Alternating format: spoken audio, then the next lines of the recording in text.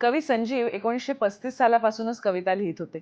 1935 ते 1988 या काळात कवी संजीव यांचे 12 कविता संग्रह प्रकाशित झाले.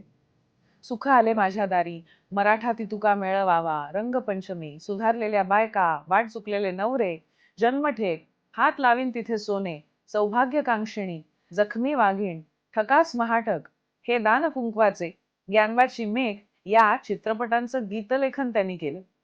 याखेरीज अनेक गैरफिल्मी गीतांच्या ध्वनिमुद्रिकाही त्यांच्या नावावर सापडतात.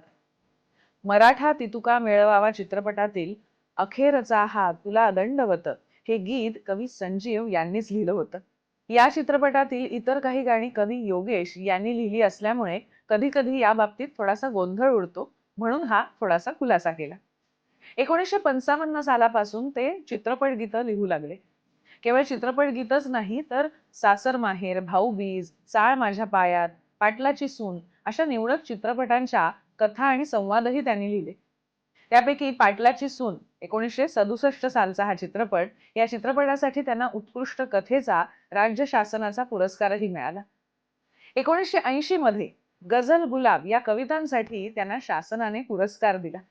आज मराठी गझलांचं क्षेत्र खूप विस्तारलं आहे, पण कवी संजीव यांच्या गझलांविषयी फार माहिती नसते ना. पण उर्दू साहित्यात शायरीची जी नजाकत असते ती मराठी साहित्यातही देऊ शकतो याची प्रचिती त्यांच्या गझल वाचताना नक्कीच येते.